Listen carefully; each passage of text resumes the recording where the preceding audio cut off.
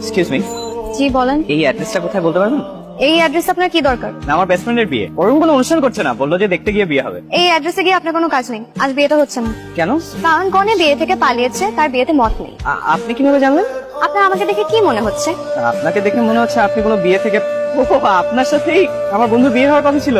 ভালোই হলো, মানে আমার চেম্বারে একটা কাজ আছে, বিয়েটা হলে আজকে কাজটা হতো না। থ্যাংক ইউ আপনাকে। অদ্ভুত মানুষ তো আপনি। আমি বিয়ে থেকে পালিয়েছি, আপনি অবাক হচ্ছেন না? অবাক হওয়ার কি আছে? তার বিয়েতে মত নিয়ে আপনি পালাবেন, এটাই তো স্বাভাবিক, তাই না? আমি বিয়ে থেকে 3 বার পালিয়েছি। কেন, মেয়ে পছন্দ হয়নি? মেয়ে তো খুবই পছন্দ হয়েছে, খুবই সুন্দর, দেখলেই বিয়ে করতে ইচ্ছা করে। এই একটা আফসোসের কারণেই রাতে ঘুমোতো না, যে ইস, মেয়েটাকে বউ হিসেবে পেলাম না। মা, খিদে লেগেছে, কিছু খেতে দাও তো। সারাদিন কিছু খাইনি, বিয়ের খাবার দাবার বেঁচে গেছে না? তোদের বাসা থেকে পালিয়ে গেলি, আমাকে ভুলে যেতি। পাগল মা, জানিয়ে গেলে সেটাকে কি পালানো বলা হয়? তোর যে ছেলেটাকে পছন্দ না, এটা আমাকে আগে বললেই হতো। তুমি আমার কোনো কথা শোনো, আমি তো ছেলেকে দেখিনি, পছন্দ হবে। শোনো মা, এভাবে না বিয়ে হয়। একটা ছেলেকে বিয়ের আগে ওর সাথে কথা বলতে হবে, ওকে জানতে হবে, আগে দেখতে হবে যে ওকে আদৌ বিয়ে করা যাবে কিনা। কি বললি তুই?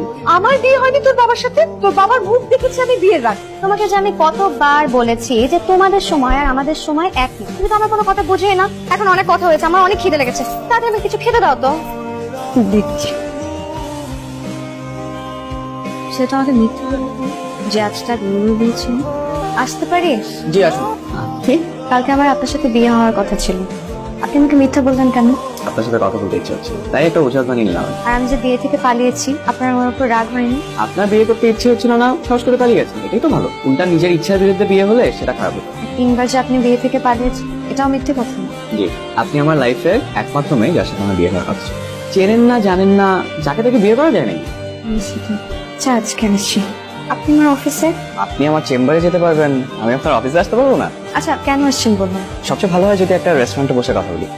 যেটা বলতে চাচ্ছিলাম যে আমার আসলে বিয়ে শাদী করার খুব একটা ইচ্ছে ছিল, তো মা জোরাজুরি করে, তো একদিন হঠাৎ করে আপনার ছবি দেখে বললো দেখ কেমন লাগে, আপনি তো এমনিই দেখতে খুব সুন্দর, তাই ছবি দেখে খুব ভালো লেগেছে। কিন্তু কি আর করা, হলো তো আর না, তাই আর বিয়ের কথা ভাবছিল। আপনার কি অবস্থা?